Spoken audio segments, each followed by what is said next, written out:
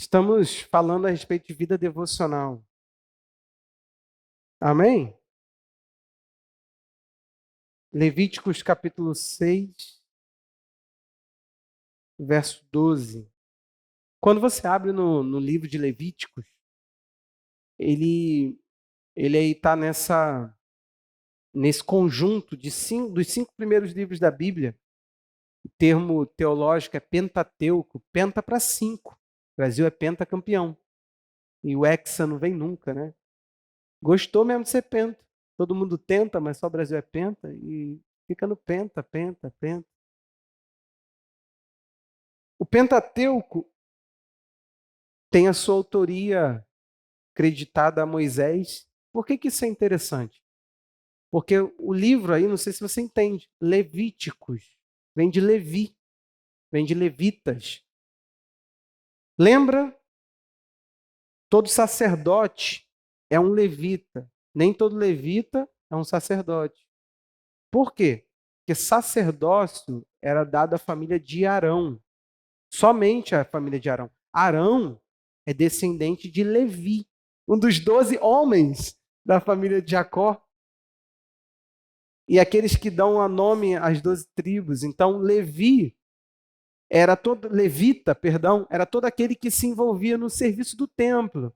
Literalmente tinham portaria, tinha, quando estava lá no deserto, tinha montagem e desmontagem. Por que isso é interessante?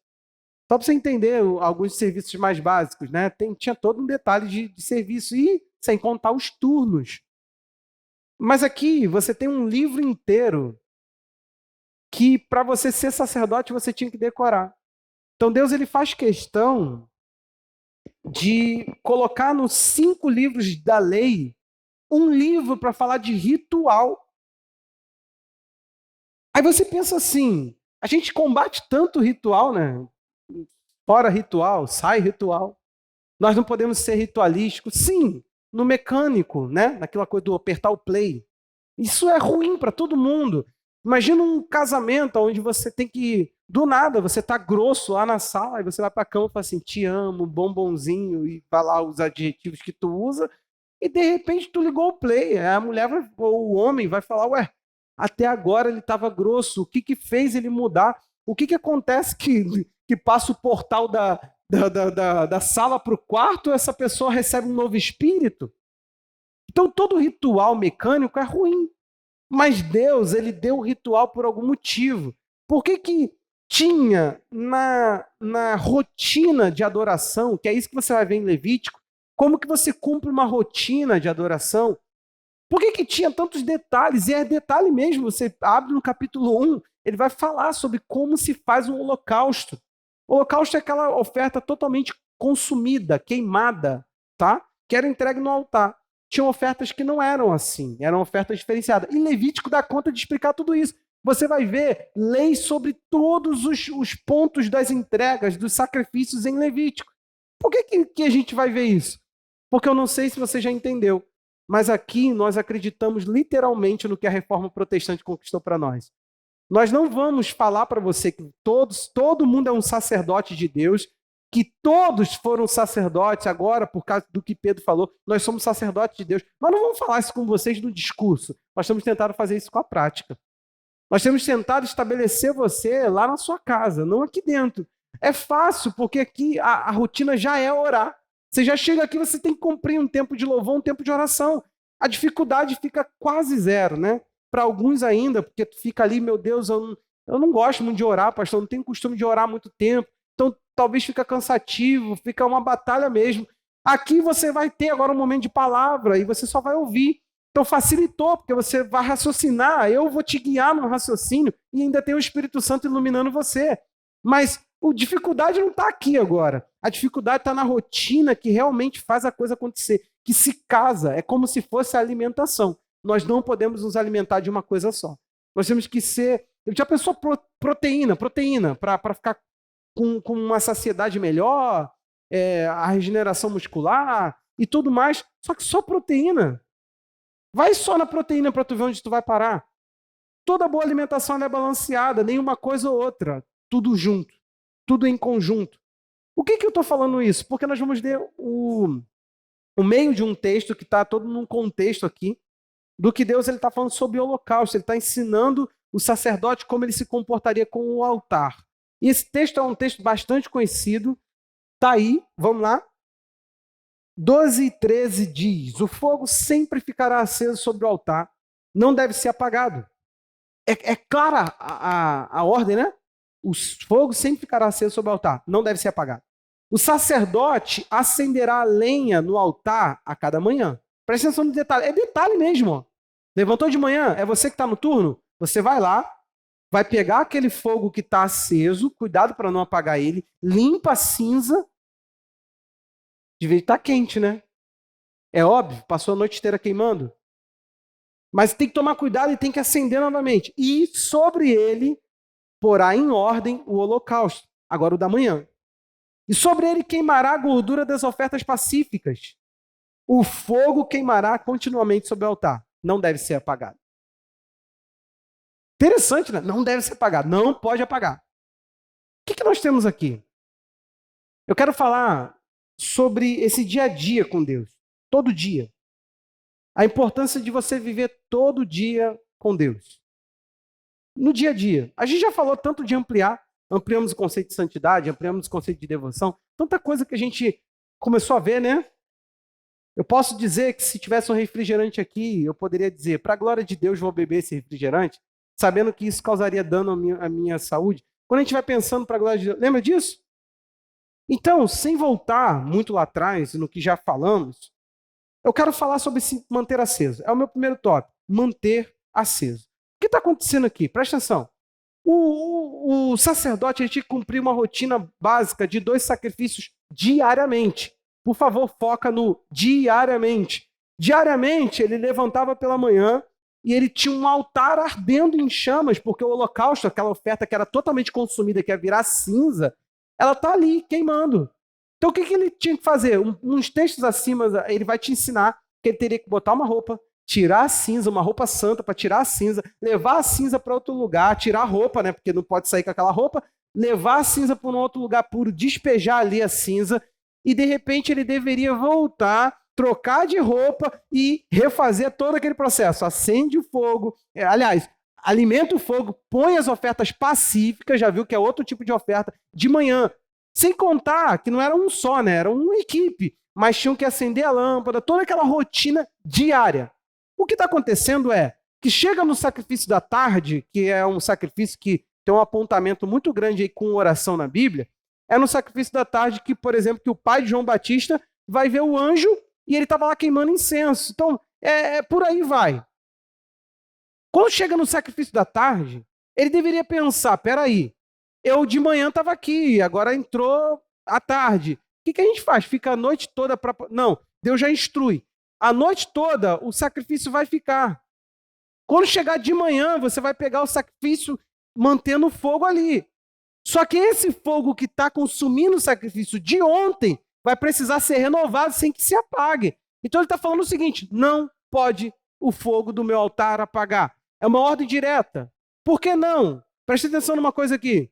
Por causa do que está escrito em Levíticos 9, 24 e por que está escrito em 2 Crônicas 7, 21. 2 Crônicas e Levíticos nos ensinam a mesma coisa.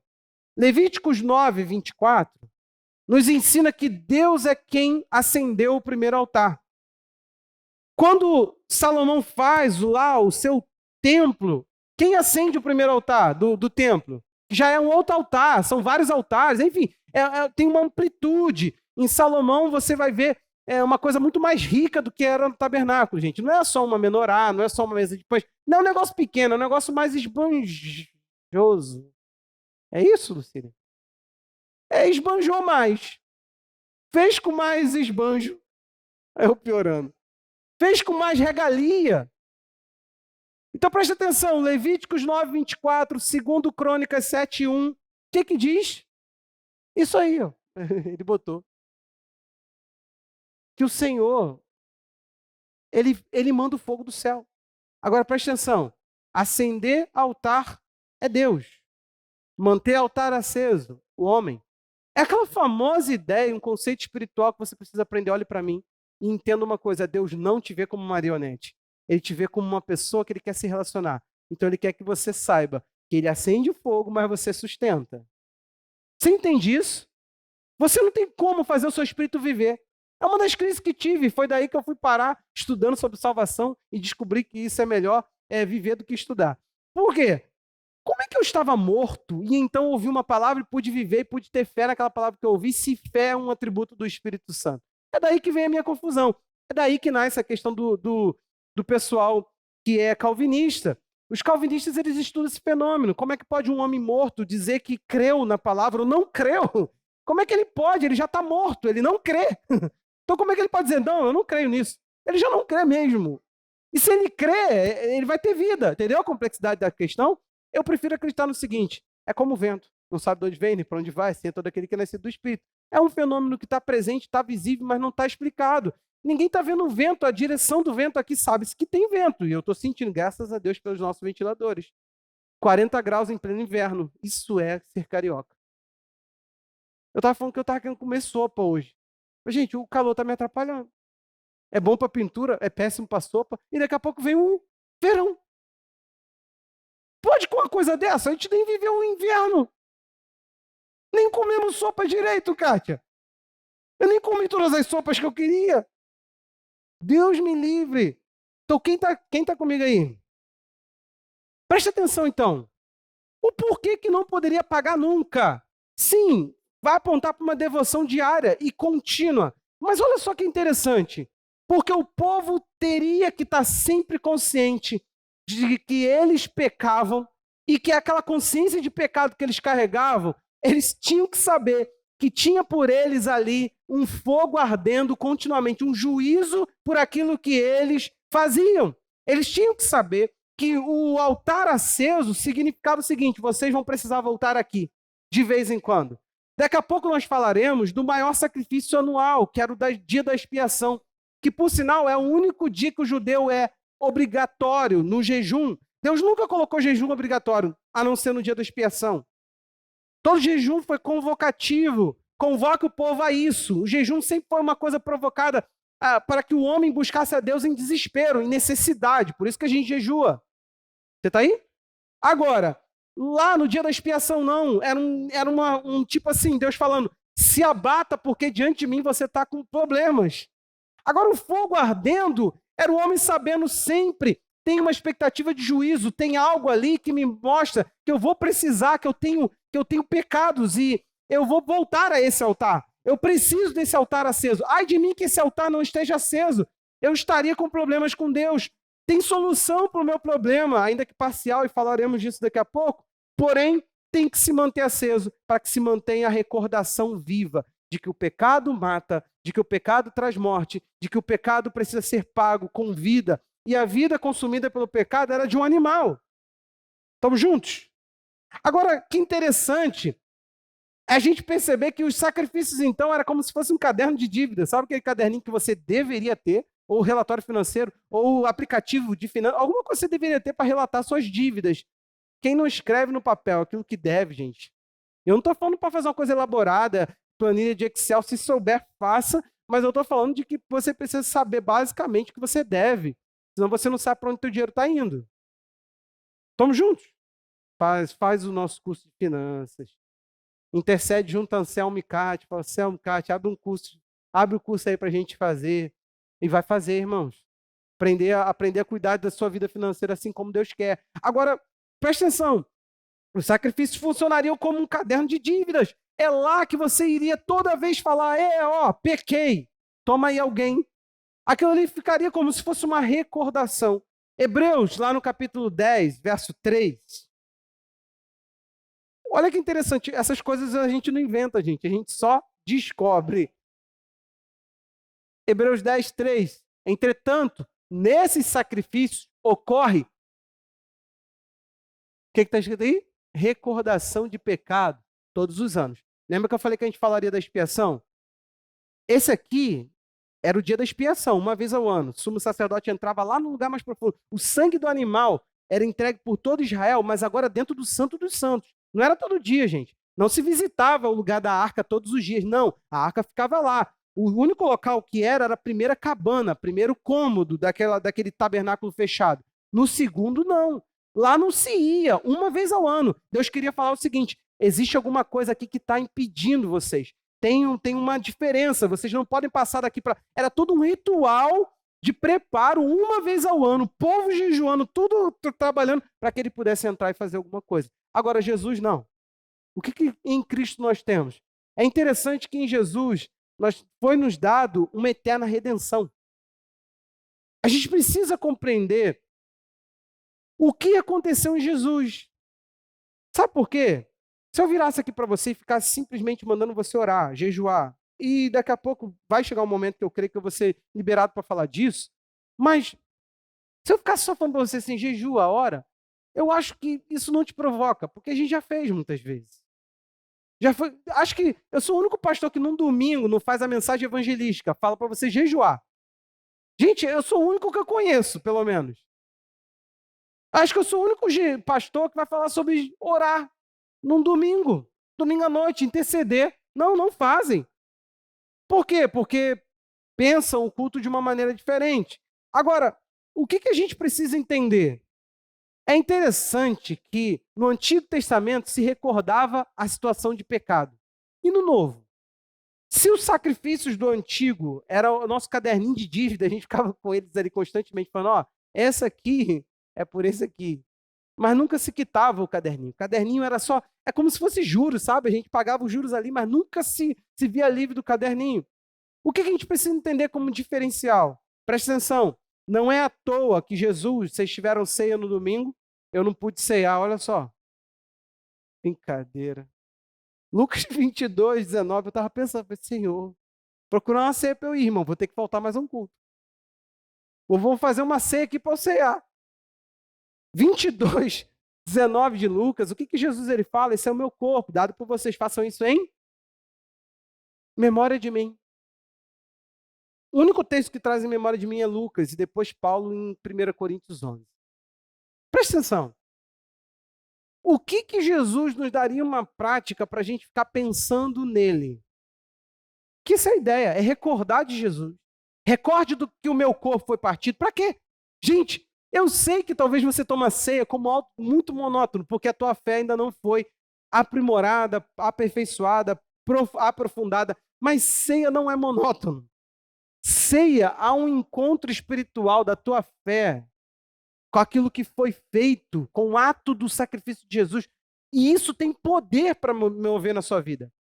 O problema de nós, cristãos, é que nós nos tornamos mais ritualísticos do que até a própria Bíblia prega. Nós exageramos. A gente fica aqui pensando, estou tomando ceia porque tem que tomar ceia. Gente, é o momento do encontro, do sacrifício. É o momento onde parece que você está praticando o sacrifício. Você não tem como sacrificar Jesus, mas você tem como trazer em memória de que o corpo e o sangue partido, tudo aquilo, o corpo partido, sangue derramado, tudo aquilo ali tem um apontamento para a tua vida e você é como se você falasse, estou aqui para visitar esse momento e para tomar posse dele novamente. Jesus, ele fez uma prática lá, já tinha a Páscoa judaica. A partir dali ele se ressignifica a Páscoa, ressignifica a entrega de um cordeiro libertador, um cordeiro que simbolizava a saída do Egito, a libertação da escravidão, para dizer o seguinte: em mim se cumpre isso. Você precisa ver no meu corpo e no meu sangue o sacrifício perfeito, aquilo que cumpre tudo para a sua libertação, para a sua saída, para a sua vida de liberdade. Você entendeu? Só que o que acontece? Jesus nos deu uma coisa para fazer em memória dele. Mas olha, nós ceiamos. Você ceiou domingo, eu espero. Mas fato é de que muitos de nós praticam coisas e não obtêm nenhum tipo de resultado delas. Presta atenção e eu vou te repetir. Qual é o problema de eu virar e falar para você, ore? Porque você vai entrar em oração. E não sabendo quem você é em Jesus e o que Jesus fez por você, sabe o que vai acontecer? Você vai orar. Talvez não vai ter um nível de relacionamento com Deus. Você vai falar com um ser que você não vai conhecer. Quem sabe, você até hoje, a gente teve aqui treinamentos de louvor, Você já ouviu fulano, beltrano, ciclano, já leu tantos livros de louvor e nunca se beneficiou do louvor. Quem sabe você está jejuando igual um louco e o jejum faz cosquinha na tua vida e tu fica se perguntando por que que eu oro, por que que eu jejuo, por que que leio Bíblia? Pastor, eu vim à igreja e parece que nada muda na minha vida, eu permaneço a mesma pessoa. Porque, meu irmão, presta atenção, se Deus permitisse que suas práticas movessem alguma coisa na sua vida, presta atenção aqui, que a gente vai iluminar essa relação de uma vez por todas. Se você fosse a pessoa que, por causa do que faz, mudasse você, salvação seria meritocrata. Salvação seria algo que eu conquisto por esforço. Jesus não precisaria ir para a cruz para que eu pudesse orar. Era só me ensinar a falar com Deus. Você já pensou que a relação, quando Jesus vem com Deus, muda? Muda. Olha a frase de Jesus para os apóstolos. Até agora vocês não pediram nada em meu nome. Peçam e vocês receberão. Ouviu a questão? Até agora vocês não podiam ir lá e falar assim, em nome de Jesus eu peço. E para quase que exijo. Em nome de Jesus eu digo que tenho que obter o que eu vim buscar. Ele está falando, a partir de agora vocês vão ter essa ousadia de pedir no meu nome. Os apóstolos não oraram, gente. Quando Jesus estava aqui, ele não falava, demônio, sai em nome de Jesus. Ele falava, ó, Jesus me enviou aqui, eu te peço que saia. Os demônios não falavam assim, em nome de quem? Não, essa prática foi depois. Depois todo mundo começou a entender, temos que expulsar em nome de Jesus. Aí o que a gente faz? Ora assim, ó. Eu não sei o quê. Em teu nome oramos, Senhor. A pessoa fala, mas não falou em nome de Jesus. Você entendeu como é que a gente é ritualístico? A gente pensa que o amém é o ponto final da oração do crente e em nome de Jesus é o fechamento da frase final onde eu falo o amém depois e está tudo resolvido. Não, é você saber o seguinte, eu estou aqui representando Jesus, é como se Jesus estivesse orando e agora eu vou orar a Deus. Eu peço que essa pessoa seja liberta desse demônio, em nome de Jesus. Quando eu dou essa ordem, não sou eu só estou representando a pessoa de Jesus. Você entende essa grandeza de em nome é estar em representatividade daquela pessoa? Você entendeu isso? O que acontece? A gente não observa que foi feito algo por mim. Aí ele mandou, façam em memória, pensem nisso, se alimentem disso, tragam isso à mente. Por quê? Porque diferente do Antigo Testamento, na hora do sacrifício se recordava pecados. Olha para mim agora. Grande diferença é que quando olhamos para o sacrifício de Jesus, nós não recordamos os pecados. Nós recordamos que os nossos pecados foram levados. Você entendeu? Tanto que Jesus fala assim, ó, esse é o meu corpo, esse é o meu sangue derramado por vós em favor do pecado de muitos. Ele é específico no que lembrar. Ele está falando, lembre que esses pecados já foram pagos. Aqui não tinha pecados pagos, aqui tinha o pecado matou esse animal, que era você sendo representado. Aqui não, a morte de Jesus te deu vida. É diferente, ali só morte. Só recordação de morte, aqui só recordação de vida. Pastor, que isso tudo tem a ver com devoção? Muito mais do que você pensa. Vamos ler um texto, Hebreus 9, a partir do 9. Está falando de ofertas, os animais, sangue e tudo mais. Ele falou de todo o tabernáculo. Se você leu o Hebreus 9, ele vai falar de todo o tabernáculo. Tudo que tinha lá, todos os ministros, o sumo, o sacerdote, como entrava e tudo mais. Aí ele vai dizer assim lá no 9, só para a gente, não temos como ler tudo, né? Vamos ler até o 14, diz assim, isso é uma parábola para a época presente. Época, claro, do autor, mas parábola, por quê? Aquele povo ainda estava com o tabernáculo de pé, gente, ainda tinha templo. Provavelmente aí que se defende que Hebreus foi escrito antes do ano 70, porque no ano 70 o templo foi destruído de vez até hoje, né? Não tem templo em Israel.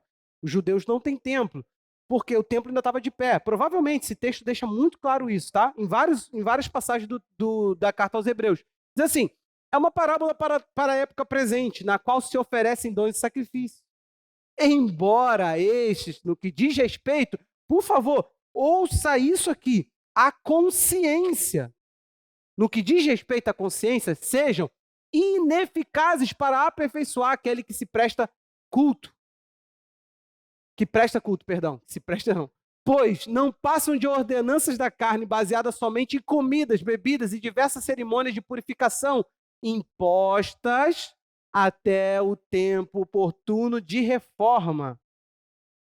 Quando, porém, Cristo veio como sumo sacerdote dos bens já, essa é a chave, já realizados, ele não veio conquistar, ele já veio com a coisa conquistada. Quando ele veio e trouxe, quando ele fez o seu serviço, ele já realizou, não vai realizar. O serviço de Jesus hoje não é realizar os benefícios, conquistar, ir diante de Deus e falar, perdoa eles. Ele não tem que conquistar. O sacerdote tinha. Anualmente, o sumo, como está aí comparando Jesus a sumo sacerdote, entrava no dia da expiação, e se ele saísse vivo... Olha que legal, tu é o sumo sacerdote, André. Todo ano tu pensava assim, pode ser meu último. Se eu entrar lá e eu não tiver próprio, se eu entrar lá e o povo não for aceito por Deus, eu vou e não volto. Literalmente, gente. Aquela história não é história para boi dormir, nem conto de fadas, não. O homem usava lá os seus sininhos. Se houvesse barulho, está vivo. Por isso que o pentecostal fala que quem está vivo faz barulho. Vamos lá. Mediante o maior e mais perfeito tabernáculo, não feito por mãos humanas. Quer dizer, não desta criação. No céu há um tabernáculo. Você entende isso? Moisés viu e o texto está falando que Jesus, ele não entrou no tabernáculo. E não é você, não. Esse tabernáculo é o tabernáculo. O céu tem um local de adoração. O céu tem um ambiente de adoração. E Jesus entrou lá. Quando Jesus foi levar o sangue dele para representar você, meu irmão, ele não foi diante de uma arca, ele foi diante do trono da graça. Você entende isso? Ele chegou lá e falou assim, tá aqui o meu sangue. Então toda vez que você pensa no sangue, faz em memória e fala que esse sangue lavou teu pecado, lá no céu Deus está falando, esse sangue está perante mim, esse sangue me serve. Você entendeu isso? Por que tenta estar com o pecado aí te assolando, meu Deus do céu? Vamos continuar lendo. Esse texto é maravilhoso. Eu poderia ficar pregando Hebreus assim, capítulo 1, verso 1, e ficar falando. Verso 2, falando. Que é o texto, meu Deus do céu. Não pelo sangue de bodes e bezerros, mas pelo seu próprio sangue. Ele entrou no santuário, de uma vez por todas, obteve eterna redenção. Amém?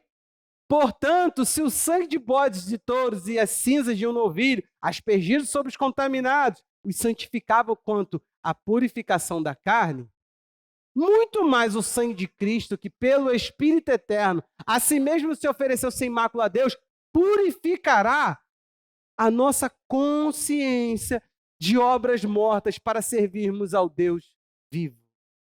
Presta atenção aqui. Ele está falando o seguinte, a questão toda é que no Antigo Testamento, lembra de Hebreus 10 que lemos? A consciência de quem prestava culto, perdão, nem lemos, é o 10:2. Você anotar aí. A consciência de quem prestava culto no Antigo Testamento não era alterada. Ei, o indivíduo via um animal morrer pensando, é esse o meu destino por causa daquilo que acabo de fazer. Era recordar, era pensar, olha a desgraça do que você fez. Não era para beneficiar o indivíduo, não tinha mudança. Ele saía dali, se ele adulterou, ele saía um adúltero. Ele não saía um adúltero lavado pelo sangue de Jesus e capacitado pela graça para não ser mais adúltero. Ele continuava um adúltero. A consciência dele sabia, eu fui lá, matei o animal, mas aqui dentro estava a vontade de adulterar. Eu fui lá, fiz toda aquela coisa, tudo que se pede. Foi para o altar uma morte no meu lugar, mas eu não estou alterado. Em Jesus é diferente. Cara, que isso tudo tem a ver com devoção, né? Eu quero te lembrar, nosso assunto não é falar da redenção em si, é do porquê você tem que ser uma pessoa que se devota.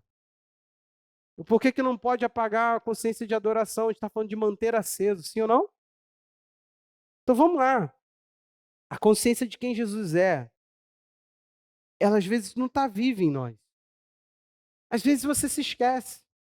Às vezes você esquece da grandeza. Você vem aqui e ouve tudo isso. E são coisas que a gente já falou, tá? Não tem nada de novo naquilo que você está lendo. Mas o fato de você ativar, vir a um culto, ouvir sobre aquilo que você já sabe. Se não fosse importante, segundo Pedro, não teria o termo lembrem, relembrem, para que vocês não se esqueçam. Pedro usa esse termo no 2 Pedro. Ele está falando para que vocês não deixem de lembrar, para que vocês, eu desperto a lembrança de vocês. Eu já disse na outra carta e volto a dizer, Pedro está com todo um carinho, com dizer, olha, tem coisas que foram ditas que não pode ser esquecida. Essa questão de despertar a memória, de despertar a consciência, é um assunto extremamente espiritual. Se você não prega para você diariamente, se você não tem um costume de se convencer diariamente daquilo que Jesus fez por você, provavelmente você é um cristão tragado pelo mundo. Eu não acredito na vida espiritual de alguém que sobrevive, presta atenção aqui, de um dia de culto, no domingo. Vem aqui, amém, tá? Viu? As pessoas, ama as pessoas, se abraça, se confraterniza, mas eu não acredito na eficácia de quem? Paz de Jesus. Um Jesus que a gente deveria orar. O pão nosso dessa semana me dá hoje. Pessoas que oram assim. Resumem a semana num dia. Fala, ó, livra-me do mal 7 dias. Porque essa é a única oração que eu vou fazer. Eu não acredito na eficácia desse tipo de cristianismo. Um cristão que faz isso, para mim, que ele não volta a Jesus todo dia, provavelmente, provavelmente não, eu tenho certeza, eu vou afirmar, aliás, perdão, ele vive ainda sobre a escravidão do pecado. Porque Jesus, ele é a única coisa que poderia alterar a minha consciência, aquilo que eu sou, as obras mortas que fiz. Ele pode pegar isso tudo e mudar, modificar isso tudo na minha vida. Jesus não entra em mim para me deixar confortável e falar para mim, a minha graça te basta, continua se lascando, faz tudo o que tu quiser. A graça de Jesus entra em mim para dizer para mim que você, em você mesmo, você não pode nada, você não é nada. E isso eu tenho que todo dia me convencer disso. Nós não praticamos as práticas devocionais para mudar Deus, para santificar Deus, para melhorar Deus. Você não jejua para deixar Deus mais crente, ou Deus mais sensível, ou Deus ficar com medo de você passar mal e desmaiar porque você está de jejum, então ele vai te dar o que você está pedindo. Você faz tudo isso porque nós não prestamos em nós mesmos. É questão de declaração de necessidade. É questão de falar o seguinte, Deus, se o Senhor não intervir, eu estou aqui para ativar toda a consciência de quem o Senhor é. É isso, é por isso que nós temos devoção a Deus, porque nós precisamos de louvor, palavra, jejum, oração, oração em línguas e toda a arranca mais de coisas que nós temos que fazer diante de Deus, até mesmo de comunhão, que para mim é uma prática devocional, sim. É onde eu encontro Cristo no outro. Isso é comunhão. Não é falar de time de futebol, não é marcar churrasco, é estar junto. É estar junto, é sentar. Eu sinto falta desse tipo de comunhão. De pessoa que você senta e você fala assim, cara, que Deus está falando contigo. E a pessoa está falando alguma coisa de Deus, você está ali, e Deus está falando comigo. Quem é que faz isso contigo, gente? Não, pastor, é só falar de Deus. Meu irmão, sem falar de Deus já está difícil. Você não entendeu a questão aqui? Vou clarear e vou falar agora o bom português. Se você não trazer à mente aquilo que Jesus fez por você todo dia e alimentar essa certeza e alimentar essa convicção, o teu espírito não vai comer disso. E sabe o que vai acontecer? Os teus pecados serão mais vivos do que a tua fé. A santidade para você será uma coisa tão distante. Você não vai conseguir viver com Deus sem ter sempre ali alimentada a certeza do que Deus fez.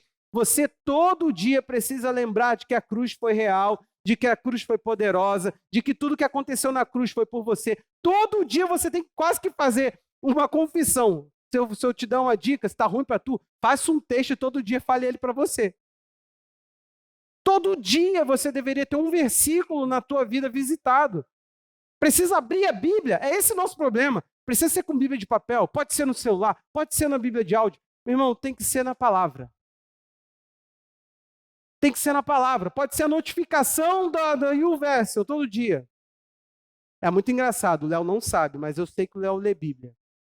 Pergunte-me como. E o Léo tem o YouVersion. Eu acho que deixou de usar. Por quê? Como é que você sabe disso, pastor? Eu não sei como os nossos YouVersion se cruzaram. Aí ficava assim, Leonardo selecionou o texto tal, mandava para mim os textos que o Léo estava lendo e marcando, depois eu vou fazer com ele. Eu falei assim, leu a Bíblia hoje.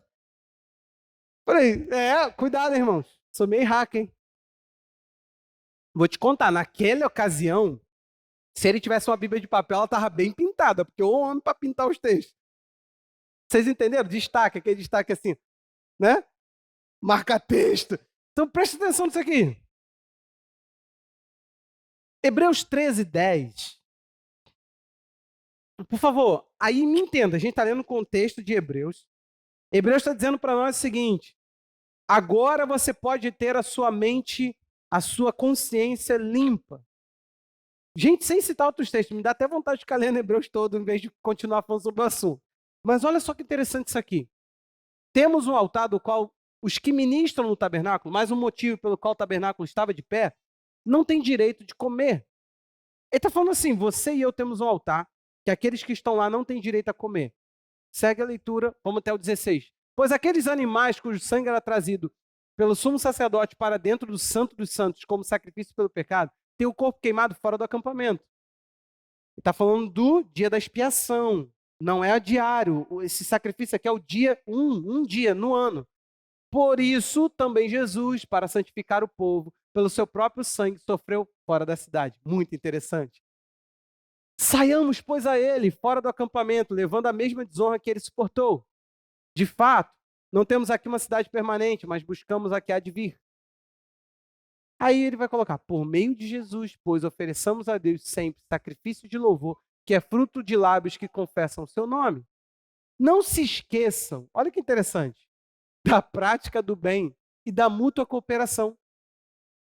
Ele chama isso aqui de ajudinha, ação social da igreja? Não. Ele fala o seguinte, pois tais sacrifícios Deus se agrada. Sabe, o que mais tem hoje é crente imprestável.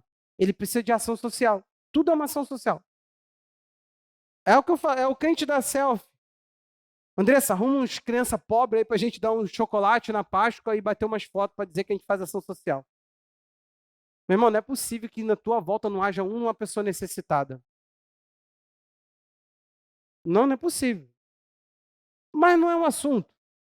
O assunto é a gente entender uma coisa. Ele falou assim, nós temos um altar do qual nós comemos. Sabe, se o altar é meu lugar de comida, e Jesus é o sacrifício perfeito que resolveu tudo de uma vez por todas, o que a devoção faz, gente? Ela entra como esse lugar de alimento.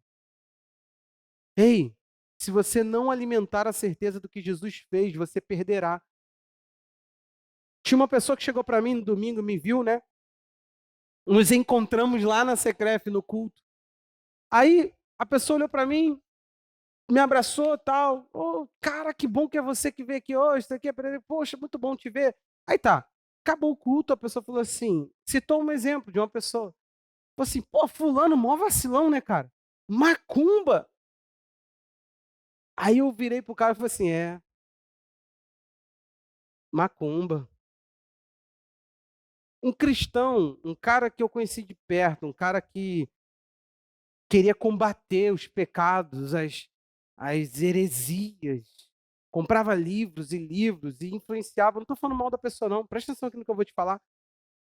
Aí ele falou assim, pô, irmão, o cara ir pro forró, pro pagode, tudo, mas macumba. Deixa eu te contar uma coisa, você não sabe onde você pode parar. Pode estacionar qualquer coisa que você achou que eu ia criticar alguém, se você ligou a vida de alguém. Deixa eu te contar uma coisa, você é tão capaz ou até pior de fazer coisa semelhante, tá? Ah, eu, pastor? Já vi muitos assim. O meu Jesus eu não largo. Daqui a pouco tá lá, nunca bebeu, depois de crente passou a beber. Para com isso, irmão. Quem que você está achando que você é? Quem foi que te pregou? Você não está trazendo a recordação corretamente. O que você traz é que uma morte, alguém foi morto no seu lugar. Você entendeu isso? Imagina conviver. Aí não carrega culpa, porque a ressurreição dele me trouxe vida. Mas não é possível que alguém morre no seu lugar e o mínimo que você faz é estar tão bom agora a ponto de apontar pessoas. Cara, tem que ser uma coisa que você entenda. Olha só, uma pessoa, ela só é quem é em Cristo por causa de Cristo. Uma vez que ela saiu, ela se torna macumbeiro, agiota, traficante. Você entendeu a questão aqui? Não, não é. Você não faz essas coisas porque você é moral. Você não faz essas coisas porque você é moral. Você já conheceu alguém moral? Eu já conheci uma pessoa moral e totalmente corrompida. Ao mesmo tempo. Tipo, essa política brasileira, não sei o quê. Aí eu tenho um gato na minha casa muito maneiro. Onde uma tomada na minha casa rouba energia. A pessoa era moral e tinha um esquema de gato bem elaborado já direto na tomada da casa. E os políticos são ladrões para essa pessoa. Você entende que não conjuga a mesma coisa? Se ele fala que bandidos e vai lá e rouba, não é a mesma coisa? Isso é o homem sem Deus, gente. Isso é o homem sem Cristo. Isso é pessoa sem consciência. A consciência de transformação, ela só está em você, ela não é sua. Você entende isso? Tem nada garantido. Você está sendo salvo, você não está salvo, não. No sentido de que a vida com Deus é uma caminhada diária, está agora, presente. Daqui a pouco a gente pode se olhar e falar assim, gente, está sabendo do fulano? Tinha uma pessoa que falava assim para mim, pastor, eu nunca, nem no mundo, fiz isso. Aí entrou para a igreja. Para de andar com o Espírito Santo. A pessoa não foi lá e fez o pecado. Esses dias eu estava com a pessoa e falei assim, tu lembra que tu me falava? Gente, cuidado comigo. Se vocês forem pecar, some da minha vida. Todo mundo some da minha vida quando faz isso. Mas some mesmo, porque senão eu virei, porque eu fico sem misericórdia, dona Tânia. Aí eu virei e falei assim, misericórdia para mim é crente que está andando com o Espírito Santo e fala assim, pastor, eu quero mais de Deus. E para isso eu tenho misericórdia. Para ser safado, sem vergonha, a gente fala assim, olha nos olhos e fala assim, cara, tu se sente ainda? Os caras têm coragem de gostar do pecado a ponto de se vangloriar do que fazem. Eles são inimigos de Deus. Isso é o termo para um pecador. Não é uma vítima da igreja. A igreja feriu fulano. Meu irmão, se vocês me ferem hoje, eu vou para longe de vocês, mas não vou para longe de Jesus. E eu procuro uma outra igreja, porque eu não sou louco. Toda mudança que eu quero é praticável. Então, se eu quero uma mudança na minha vida, eu fui ferido por uma igreja, eu vou para dentro de outra igreja para tentar me curar. Eu não vou sair de uma igreja achando que isso é cura. Você entendeu? Então, pare de ser safado, sem vergonha. Se você quiser me ferir, então vai para outra igreja. Esse pastor não presta para mim, procure um pastor que presta, porque se você quer cura nesse sentido, procure alguma coisa que é praticável. Porque essa coisa que o dia que eu me sentir perdoado dos pastores, eu vou procurar um pastor. Tu vai sim, tu vai parar assim no inferno. A gente precisa entender que a consciência que a gente não alimenta, a gente perde. E o diabo sabe bem disso, ele trabalha enganando. O diabo sabe bem disso. Paulo falou assim, eu temo que, assim como Satanás enganou, a serpente enganou a Eva, ele vos engane e a sua mente seja corrompida. O que é corromper? Você sabe essa linguagem? Você está lá com o seu computador, entra um vírus, tu passa o antivírus, manda ele embora, tá tudo bem. Tem tipo de vírus que não. Tu passa o antivírus e ele fala assim, lugar tal e tal e tal. Vamos falar uma linguagem técnica aqui, só uma coisinha bem simples. Do HD foi corrompido. Já era, irmão. O trabalho é mais profundo. Então, deixa eu te contar uma coisa aqui. Tá assustado com alguém que você via com você e fala assim, como pode? Fulano era pregador do evangelho. Tinha um que ele morava perto de mim e falava assim, pastor, eu já fiz, pastor. Paralítico andar. Falei, olha como é que tu tá hoje, cara. Como é que pode? Eu ficava assim, falei, cara, não faz sentido, não me apresenta o que você fez quando o Espírito Santo estava na tua vida. Me fala do que é agora, porque o que é agora responde tudo. Nós só somos essa miséria. A intervenção de Deus em nossa vida é o que faz a gente mudar. Então o que acontece? O indivíduo fica falando como se ele pudesse pegar uma coisa que é uma obra de alguém, gente. Você entendeu? É a obra de outro. Alguém entra na tua vida, começa a te emagrecer. Vitor se formou, faz toda uma lista de comida para tu comer. Tu emagrece. O Vitor sai da tua vida. Quem fez aquilo com você foi o Vitor. Foi o Vitor que te ministrou, ficou pegando no teu pé, fez você comer direitinho. O Vitor sai da sua vida. O que acontece? Gente, fala sério. Como é que se perde uma dieta? Vamos lá. A gente começa pensando, gente, o meu triglicerídeo estava alto, colesterol ruim estava alto, estava tudo ruim. Aí tu pensa assim, vou fazer uma dieta, porque tu olha pro teu filho e tem um choque, fala, eu quero ver meu filho crescer. Eu que não vou me matar. Aí tu tem um encontro com você mesmo e fala, vou viver. Só que aí tu começa a andar com um monte de glutão. Glutão, gente, para ficar mais simples, é comedores compulsivos, que não ligam para nada, para ninguém, que não veio o amanhã, só veio o hoje, o agora e os açúcares que estão diante dele. Aí o que acontece? A pessoa que ela a comedora lá, começa a andar contigo. Tu tá aqui na dieta, firma. Fala, não, pá, aqui refrigerante é coisa do passado. Só que aí, ele te convence que é só hoje. Só que sempre na semana do só hoje, tem 2 festas para tu ir, um casamento. A igreja faz uma confraternização, teu grupo pequeno, alguém vira e fala assim, trouxe esse bolo aqui que você gosta. Satanás fala assim, come com garfinho. Agora, nessa minha brincadeira, o Satanás tem garfo, tá? Aí ele, come. Aí tu come, cara. Aí daqui a pouco tu vai lá, tu fala assim, pô. Aí tu fica com raiva dos magros, porque tu, caraca, 5 quilos, meu irmão, pô, um final de semana. O Alex fica comendo churros todo dia, tá lá. Eu fico com medo das ventanias que dá se o Alex tiver... Brincadeira do Alex, coitado, tá lá. Você entendeu? Você fica com raiva dos magrinhos. Já ficou com raiva dos magrinhos? Pô, tu olha pro André assim e fala assim, pra onde vai, cara? Não é não, Carla? Tu olha pro André assim e fala assim, pra onde vai, cara? Vai pra barba. O Anselmo ainda tava outro dia aí com barriguinha, né, Anselmo? Porque senão, brincadeiras à parte, você entendeu a questão aqui? Tu come... A Andressa fica assim pra gente. Eu quero engordar 5 quilos, tô comendo batata, tô comendo vento, tô comendo tudo. Aí, coitada, pergunta ela, né, Andressa? Meu Deus do céu, Senhor, balanceia o mundo. Né? Aí, como se fosse ele, foi o pecado. Brincadeiras à parte, presta atenção nisso aqui agora. Você entendeu que daqui a pouco, como é que tá a tua mente? Você sabe como é que é isso, gente. Você está focado em estudo, você está focado não sei o quê, focado em um projeto. Cara, começa a acontecer alguma coisinha, você vai se pregando. Lembra, por favor, só traz o processo à mente, você vai saber isso. Esse mundo vai ser revelado, descortinado para você. Você começa assim, cara, vou guardar dinheiro.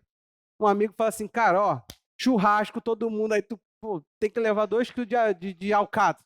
Aí já vai os seus R$ 60. Aí tu, não, ainda tô firme ainda. Sobrou 40, eu tinha 100, sobrou 40. Aí tá, tu vai fazendo as contas lá, tu pensa, não, vou focar. Mês que vem, mês que vem que vai ser uma das primeiras coisas, meu irmão. Vou tirar aquele dinheiro e vou separar. Aí daqui a pouco vem o teu carro fura o pneu. Aí tu deixa 20 aqui, aí daqui a pouco o cara fala, esse pneu tá condenado. Aí tu, caramba, cara, vou ter que comprar o pneu com o dinheiro que eu tinha juntado. Por último, tu tá falando, você quer saber de uma coisa? Vai tudo no cartão mesmo, parece que na minha vida é assim. A gente começa a decair. Porque se mantém em vitória, presta atenção, é ativar essa consciência sempre. Por favor, fala que você pegou isso. Eu estou procurando ser bem simplista, porque a gente poderia ser um pouco mais profundo. Mas presta atenção no que está acontecendo aqui. Ele fala que um altar de alimento. Aí ele diz o seguinte: como Cristo fez, a gente faz. Ele estava falando que Jesus saiu do sistema. Jesus saiu da Jerusalém. Jesus saiu daquele arraial. Ele está falando, olha, ele foi como sacrifício, só que o sacrifício dele foi perfeito. Ele fala, você também acompanhe ele nessa mentalidade. Saia para fora de tudo isso. Vá como Cristo, ele aplica de forma alegórica. Aí depois disso, ele vai colocar para nós que nós não temos aqui uma cidade permanente. Aí ele vai colocar a instrução de que louvor é sacrifício. E louvor é sacrifício porque nós entregamos a Deus por meio de Jesus. O que isso significa, linkando tudo isso que a gente já falou aqui? Meu irmão, presta atenção, se no Antigo Testamento as ofertas recordavam pecado, lembra que no Novo a gente recorda que o sacrifício, façam isso em memória de mim, o sacrifício dele tira pecado, o sacrifício dele foi entregue pelos pecados, o sacrifício dele preencheu, obteve eterna, maior e eterna salvação, redenção. Jesus, ele já fez. Agora, o que a gente faz ao louvar? Por que eu preciso ir lá? E não é cantar uma música para Deus, é fazer um elogio. Por que eu preciso ir lá elogiar? Porque presta atenção aqui, faz sentido nenhum. Um marido liga para casa e fala assim, meu amor, você tá linda. A mulher fala assim, tá maluco? Tá nem me vendo? Quando tu saiu, eu estava dormindo. Não faz sentido. Para elogiar, eu tenho que ver. Eu tenho que contemplar. Eu tenho que prestar atenção. Eu chegar para Nice e falar assim, teus olhos azuis me encantam. Ela riu. Por quê? Porque não condiz nada com ela. Não é verdade. Foi incompatível. Ela não tem como. Nice, ninguém tem um olho mais lindo que o seu, esse olho azul. Que espetáculo de olho azul que a Nice tem. Vocês não conseguem, viu como é que é estranho?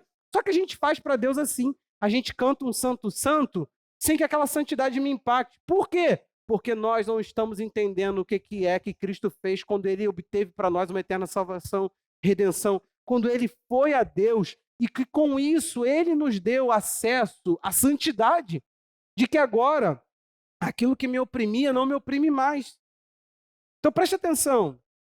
A ideia é que o altar não parasse de queimar, mas que houvesse um renovar daquela coisa, não é isso? Todo aquele sistema, todo dia, de novo, e de novo, e de novo, e de novo. Com Cristo, o que aconteceu? O nosso altar, ele passou a ser um lugar onde a gente entra e passa a se alimentar de algo novo, algo inédito, algo que eu não sou, algo que eu não possuo. Como eu já disse aqui, ninguém obteve mudança. A mudança que nós temos é uma sustentação da presença do Senhor na nossa vida. Eu não sou santo. É para você ficar mais claro, eu não sou. E o quanto eu me sustento, eu me seguro, eu me agarro em Jesus, eu continuo. Por isso que ele fala, se você permanecer em mim e as minhas palavras estiverem em você, é isso. É se permanecer, se continuar. Se você, Hebreus 3:14, porque temos nos tornado participantes de Cristo, se de fato guardarmos firmes até o fim a confiança que desde o princípio tivemos. Se de fato. Ele fala, se você só participa de Jesus, participar. É como se eu falasse assim, vai ter uma confraternização, mas vocês só podem participar. Tem critério. Aí ele diz, se você mantiver a confiança do começo até o fim. Então, pode ser que alguns de nós aqui, gente, você esteja em ministério e sem comer do altar. Você pode deixar de comer do altar. Por quê? Porque você parou de contemplar e expressar. Isso é louvor, gente. É só olhar e falar. Uau, que paredes emassadas e lindas! Não foi compatível? Você olha e fala, ficou meio louco. Agora se eu falar assim, ai, graças a Deus que esse lugar agora tem ventiladores e paredes. Você, amém. Você entendeu? Tem louvor que não é compatível. E nós somos ainda prejudicados por canções. Porque tudo para nós é música. Aí escolhemos música do catálogo, música da rádio, nós escolhemos música aleatória, solta. E eu nem estou falando para Michel de louvor, estou falando para você, igreja. Aí você canta o dia inteiro lá na melodia. Música ruim, música que foi feita só para vender. Você entendeu? Não ele, né? Ele eu não entendi, não. Você também não entendeu? Você escolhe música ruim. Aí quando você vai para o momento de louvor, você não sabe sair da música. E não precisa, gente, fazer um cântico no sentido de cantar. Nem todo mundo tem talento para música, nem todo mundo nem tem ritmo. Tem gente que não sabe nem bater palma no ritmo. Você está todo igual uma foca. Sabe? Tá tudo bem. Tem gente que não tem. É assim mesmo. Gente, a gente tinha uma família. Como é que pode? Uma família. A gente batia palma sem secreto. Lembra disso? Aí vinha atrás assim. Aí a palma era toda desencontrada. Elas ficavam assim, ó. Não sei, parecia que estava tomando choque. Falei, meu Deus, mas é uma família desencontrada do ritmo da igreja. Estava tão desencontrado que desencontrado e saiu da igreja. Nem todos, né? Alguns continuam lá batendo palma errado. Gente, mas tá bom, né? Tá bom. Antes lá do que batendo palma por aí. Hein? Então preste atenção. Você sabia que o que Deus trabalhou com você ontem já não é a matéria de hoje? Hoje é algo diferente. Tem algo novo surgindo. É isso que o sacerdote estava sendo ensinado. O que acontece num dia após o outro? Ele está falando, no outro dia recomeça tudo. Só que o altar dele recordava a morte. O nosso recorda o sacrifício e o que o sacrifício fez. Gente, pensar em Jesus e fazer em memória de Jesus não é só ceia. Não é só ceia. Eu quero mostrar isso para você. 2 Coríntios 4,16, ele está falando que existe uma renovação dia após dia. Ele está dizendo não nos desanimamos. Ele está falando da luta, está falando da dificuldade. Paulo está dizendo ainda que está acontecendo coisas fora de mim, dentro de mim está acontecendo outro processo. E qual é o processo de dentro? Ele chama o seguinte, por isso não desanimamos, pelo contrário, mesmo que o nosso homem exterior se desgaste, ele está falando do envelhecimento, da doença, da dor. Artrite, artrose, osteoporose, tudo isso aí. Nosso ser interior, que é o que Paulo chama de homem interior e homem exterior, se renova dia a dia. O problema é que o homem se renova dia a dia a gente não visita o altar. Entendeu a questão aqui? Tem gente que fala assim, de mês a mês, pastor. Pega teu celular, tem um iPhone Pro S, Z, Y, 1425, última geração. Pega ele, ignora, vai ignorando a atualização. Você não sabe, mas a atualização de um celular, ela tem ali elementos de segurança, de funcionamento. Eles vão literalmente entendendo que o processo, que o programa não está bem. Você entende isso? Que a atualização, gente, é reparo de bug. Você já leu? Quando você, aquela coisa chata que você fala, não, agora não. Está lá a atualização, André. Agora não. Gente, você já leu o que é que está escrito? Nunca, né? Curiosidade. Dá uma lidinha, você vai entender muitas coisas que estão acontecendo com o seu celular. Uns travamentos estranhos, uns funcionamentos estranhos. Você já teve um celular? Eu já tive. Isso me deu uma alegria. Que eu atualizei, ele atualizou. Eu gosto muito de design, né? Aquelas coisas da aparência, do funcionamento da coisa. O meu atualizou uma vez o Android e mudou a aparência. Falei, cara, que bonito! Eu fiquei todo bobo, gente. Falei, quando vem a próxima? Quando vem a atualização, atualizar, fica lá um tempão. Otimizando os aplicativos. Depois que faz tudo, que instala, que volta de novo e vai abrir todos os aplicativos. Fica lá um tempão. Mas aquilo ali é necessário. Se não fosse aquilo ali, o teu celular buga. Então, aí tá aí, eu sou cultura também. Você pode estar aí agora tendo uma aula de por que seus aparelhos não funcionam muito bem. Agora, você sabe de uma coisa? Esse tablet aqui, nem no YouTube ele entra. Por quê? Não tem mais atualização para ele. Cara, ele acessa a internet. Ele acessa a internet. Mas tenta botar o site do YouTube. Ele manda você para o aplicativo. E o aplicativo diz, quando você vai lá e fala atualizar. E quando você atualiza, ele fala não compatível. Sabe o que acontece? Tem algo novo surgindo todo dia no altar. Porque todo dia é dia de se renovar. Mas você continua com o velho, cara. Deus quer falar contigo matérias muito mais responsáveis, muito mais maduras. Você continua infantil e criança. A Bíblia fala assim, em Romanos 6,4. Olha isso aí, eu quero esses dois textos aqui são bastante importantes para que a gente faça a leitura. Por favor, meu irmão, batismo não é ritual para entrar, fazer parte da igreja. Batismo não é para tomar ceia. Batismo é para você fazer isso aqui, ó. É a Bíblia falando, não é o pastor. Fomos sepultados com ele na morte pelo batismo. O batismo é um sepultamento. É dizer assim, aquilo que era a vida, eu matei. Pastor, eu me arrependo de tudo que eu fiz, então o que eu faço? Isso aí, ó, batiza. É o que a Bíblia está dizendo. Sepulta. Por que sepultar? Para que, como Cristo foi ressuscitado entre os mortos, ele está falando que ao praticar aquilo, você está tomando posse do que aconteceu. O que Jesus ele fez? Foi ressuscitado entre os mortos pela glória do Pai. Assim também andemos nós em novidade de vida. Ele está falando que para acessar coisa nova, eu preciso matar coisa velha. Como é que eu faço isso? Passo pelo batismo. A prática de fé que faz com que eu entre nessa dinâmica do velho para o novo é batismo. Ele está falando, mata primeiro porque você vai matar de algo, você vai perseguir algo novo. Então tem que matar o velho. Esse é o grande problema. Alguns de nós não sepultaram o velho e perseguem algo novo. Gente, você não tem arrependimento das práticas que você fez.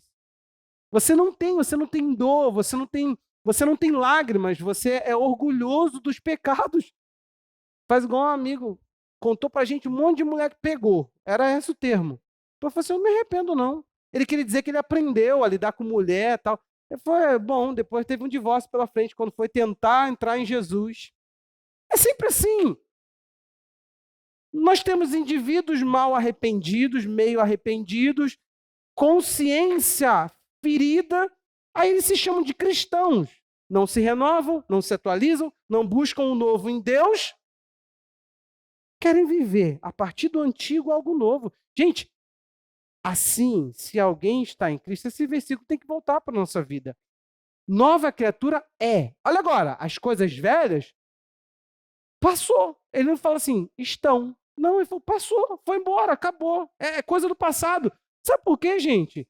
Aí você entra de novo no Romanos 12:2. O que diz lá? Não vos conformeis com este mundo ou com padrões deste mundo, mas deixe que Deus o transforme pela renovação da vossa. Aí ele diz, para que experimenteis. O que está diante de você novo, só se faz ou só se vive. Por favor, me entenda. Se você não renovar a mente, você não vai experimentar. Para você experimentar alguma coisa, você tem que experimentar. É uma experiência. Isso aí não se tem na teoria, isso aí se tem na experiência. Eu não sei, gente, o gosto da cebola do Outback. Pelo jeito, ninguém também, né? Ou isso não é bom. Ah, mas eu nem olhei para ela, não. Porque... Vocês também não sabem o gosto do bolinho de aipim de Tinguá? Hein? Muito bom. Marcelo fica enciumado quando eu falo isso. Abre assim, bota... Olha só, Wagner. Bota dentro o recheio, que no caso a gente pede carne seca. Vem aquela carne seca, meu irmão, é mais carne seca do que bolinho. Se for no da Michelle, é uma mão de carne seca, o bolinho tá aqui embaixo. Cadê o bolinho, Michelle? Tá aqui. Gosta muito de carne seca. Agrade a Michelle, irmão. Dê uma charque para ela, presente. Aí, você não sabe porque você não sentou para ter experiência. Agora, sabe o que acontece? Você quer a vontade de Deus, mas você não quer mudar a mente. Você não tem renovado, você não tem ido ao altar, você não tem ido lá beber. Quem eu sou em Deus? Você tem que saber essa resposta todo dia. Todo santo dia, gente, violentamente. Persegue isso e luta. Sabe por quê? Todo dia teu inimigo vai se apresentar para te provar que aquilo que você diz afirmar em fé não é. A nossa fé é posse. Já foi feito, gente. Vocês não precisam fazer. Vocês precisam visitar o feito. Tá tudo em Jesus liberado. Você não precisa do perdão de Deus, já está liberado. Tudo isso. Quem tem que estar consciente e experimentando tudo isso é você. Só que como que a gente faz isso? Práticas devocionais. Quando você está cantando uma música, se você acessar com esse entendimento, você não está só numa música. Vai ter música que tu vai enjoar. Tu gosta e vai falar assim, horrível. Horrível, desnecessário, nem precisava dessa música na igreja. Você entendeu? Diante dessa mentalidade, a gente começa a ficar criterioso. Você não vai mais conseguir cantar, o chão vai tremer, o céu vai se abrir. Eu falo assim, não, minha fé precisa de outra coisa. Você vai começar, entendeu? Batata frita, para quem está em dieta, não é alimento. Você entendeu? Gostoso, né? Mas a gente começa a mudar a mente. Mas não começa. Tem que mudar, porque você já pensou. 1 hora de academia, 1 hora de funcional, Michel. Cara quase te infartando. Vai mais, vai mais. Aí, chega em casa com uma batata, não come. Tu fica paranoico. Tu fala, meu irmão, vou correr com a boca aberta para ver se eu fico satisfeito. A gente precisa entender uma coisa de uma vez por todas. Você quer uma coisa com Deus? Você quer realmente viver um chamego mesmo? Quer viver uma vida profunda com Ele? Todo dia, gente, dá teu jeito. Não precisa ser dentro de um quarto trancado. Nem sempre dá. Nem sempre dá.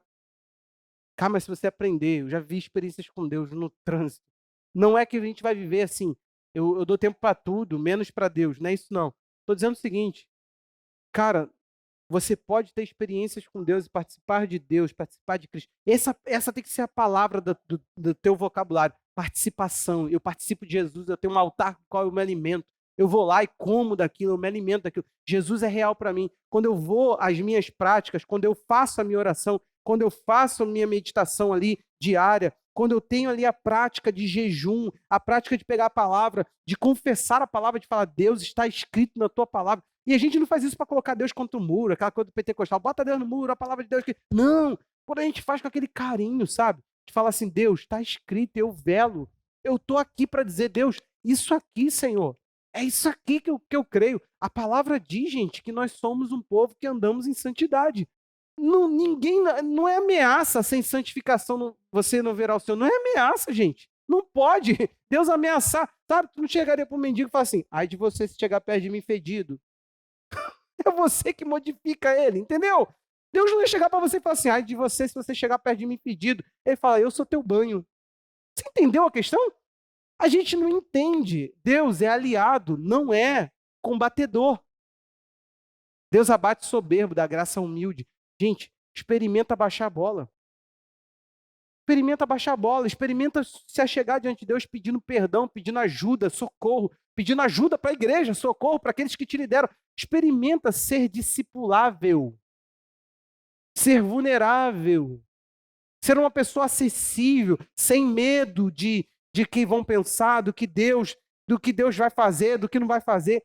Tem gente que fica com uma mente tão problemática, mas tão problemática, que ela consegue ouvir essa palavra e combater. E graças a Deus que eu prego de uma forma que é um pouco complicada. Eu seria complicado se eu fosse pastoreado por uma pessoa como eu. Não estou me louvando, não. Eu estou dizendo o seguinte: eu, a maioria das vezes, ouço um pastor, outro pastor, e eles estão com o texto aberto, colocando suas colocações. Agora, quando você fala do que está escrito, como é que você faz? Eu vou lá e combato. Um monte de coisa que eu ouço e falo assim, não é por aí. Uma vez eu vi um pastor falando, o profeta falou, o meu espírito foi com você, para o ajudante dele. Aí, uma vez, eu tive uma experiência do meu espírito aí a outro lugar. Falei, opa, isso é espiritismo, isso aí é outro assunto, isso é outra fé. Não creio nisso, não. Ele quis dizer que ele teve um arrebatamento, tudo bem, mas esse texto não diz isso, entendeu? A gente se arma logo, já chuta e fala, não, isso aí não tem nada a ver com o evangelho. E outras coisas mais, e são pessoas que eu respeito, por exemplo. Eu vi isso de uma pessoa que eu respeito sair e falei, isso aqui não tomo para minha vida nem que me pagasse, nem que me obrigasse. Agora, como é que a gente faz quando a gente abre texto e fala dele? A não ser que eu esteja distorcendo, meu irmão. Todo texto que a gente acaba de citar aqui prova que você pode mudar de vida. Amanhã. E depois da manhã. Hoje. Hoje você devia de ter mudado um pouco mais. Cara, ontem eu estava indo dormir. Eu estou fazendo um feito. Ore pela minha vida, pela vida da pastora. Nós estamos fazendo um guarda-roupa de drywall. Tá ficando. E a minha estante, a nossa estante de livros e minha mesa de trabalho. Aí, cansado, tudo mais, mas assim, mente não cansada. Tava tranquilo. Ontem, na hora de dormir. Eu tava indo dormir, cara, tarde. Felipe tá tomando uma medicação bem tarde. Eu deitei na cama para esperar a pastora terminar o banho dela. Aí, daqui a pouco, cara, Deus pegou bonito comigo mesmo, numa instrução. Muito simples, muito. Você sabe o que que é? Vou falar a hora para você entender. 2 da manhã, depois de um dia inteiro trabalhando.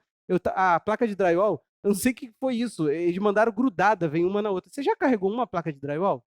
Agora imagina 2 placas de drywall. Agora imagina numa escadaria. Como é que funciona isso aí? E depois disso, você ainda tem que ficar virando ela, faz corte, e bota no lugar, e abaixa, levanta, e abaixa, levanta. Esse foi o meu dia. Você acha mesmo que alguém na sua faculdade ali, você pessoa, você teria capacidade ainda para pensar e ver uma trilhão de texto bíblico num mesmo assunto? 2 da manhã. Vem não, irmão. O Espírito Santo trouxe tanto texto na minha cabeça sobre um posicionamento, e aquilo começou a ministrar. E era uma coisinha que eu estava combatendo. Era o meu estilo de vida lá atrás, mas eu falei, não, acho que era porque eu era menino. Não, o Espírito Santo veio, pá, pá, pá, pá. E eu pensei assim, caraca, eu regredi muito. Eu tive que render, eu tive que falar assim, não, eu regredi muito. Eu não ganhei nada com isso que eu chamei de maturidade, eu perdi. E para de ficar adivinhando o meu pecado, irmão, é meu, hein? Vai adivinhar os teus. Você tá aí, o que é aquele comaduro? O que é? Não, você não vai saber, não. É uma coisa muito pessoal mesmo, cara.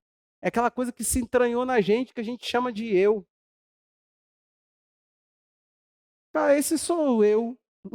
Quando você se afirma, ele fala assim: você já viu que vivo não mais? Fala forte aí. Vivo não mais? Então como é que a gente vai falar eu? Se vivo não mais eu. Tudo que você afirmar como você vai ter que ser desfeito pela pessoa de Jesus. Eu desejo, irmãos, que esse seminário. Depois a gente vai falar de práticas, mas sabe o que eu desejo? Que você fique sem desculpas. Que você fique sem desculpa, que você olhe para o teu dia e fale assim, eu fiz a opção de não ir aonde eu devia de ir, e eu sei que tem algo novo me esperando, tem alimento fresco, tem uma consciência nova para surgir, e eu não fui lá. E eu peço a Deus que não seja de forma religiosa, que a gente não fique oprimindo você e você falando, pô, pastor, acorda às 5 da manhã e sai. Mas, irmão, eu não fui pastor de tempo integral a vida toda, não. período que eu mais cresci em Deus foi o tempo que eu trabalhei no mercado, tinha 12 dias de trabalho, um de folga. Na maioria das vezes eu trabalhei assim, 12, 10, um folga. Era escala, cara. Eu chamo de padaria, mas poderia chamar de outras coisas, porque é escravidão, cara. Era difícil, gostava. Mas esse foi um período que eu mais ouvi Deus, ouvi sobre o meu ministério. Então, teve um dia que eu estava chegando correndo, tal, para trocar de roupa, para bater o cartão na hora, e tô lá, daqui a pouco o Espírito Santo fala comigo dentro do mercado. Eu começo a querer chorar. Falei, agora como é que eu faço para conter o que eu acabo de ouvir? Coisa que eu prego para você hoje. Literalmente, o meu chamado foi num dia que eu estava fazendo chipa. Você sabe o que é isso? Não é xepa, não é aquele negócio, é chipa, chipa. Um pãozinho de queijo em formato de meia-lua, muito gostoso. Se você comer de um lugar que sabe fazer. Aí tava lá, fazendo chipa nisso. De repente, Deus começou a falar comigo. Cara, eu até empurrei a porta da padaria, saí um pouquinho para respirar no mercado. Deus falou comigo, o texto tal, e não sei o quê, esse é o teu chamado. Cara, foi. E o horário do almoço que não dá? Eu não queria o horário do almoço, eu queria saber o que estava escrito na Bíblia. Abri a Bíblia, André, estava lá o meu chamado. Coisa que eu falo para vocês, liderança, que estava lá naquele dia. Quantas vezes eu falei, Deus, hoje é terça-feira, o que eu vou pregar no domingo lá em Figueira? Porque eu liderava a igreja e trabalhava no mercado. Deus falou assim, olha esse texto. E vinha a mensagem que hoje, com tudo que tem, eu tenho recursos. Às vezes eu fico até, eu falo assim, não vou olhar nada hoje, porque eu sinto saudade daquela ocasião. E aquilo vem, tudo de novo, eu fico assim, meu Deus do céu. Não precisa, não precisa. Para uma pessoa que anda com Deus, eu não estou pregando ignorância, porque você vê que ignorante eu não sou. Amém? Mas quem anda com Deus, gente, e come Deus, alimenta dele, sabe? Aproveita a experiência com ele. Você tem para oferecer. Você não precisa, você não é um dicionário teológico, e eu posso te indicar vários se você quiser. Isso não vai mudar nada, isso vai aperfeiçoar. Aí o Rafael, a gente estava conversando, né? Que o Espírito Santo deu uma direção para ele num texto sobre o contexto de uma palavra. E depois eu vim aqui e ensinei sobre grego daquela palavra. Eu não costumo nem fazer isso, eu evito isso. Aí, eu falando, né? Eu trago aqui ideias sobre as palavras, mas sem te dizer, essa palavra no grego é não sei o quê, tu não sabe nem falar. Não sabe nem falar para que te serviu isso. Eu me exponho como intelectual e você sai daqui pensando, meu Deus, a gente tem que saber grego para ser crente. Ah, gente, para com isso, pelo amor de Deus.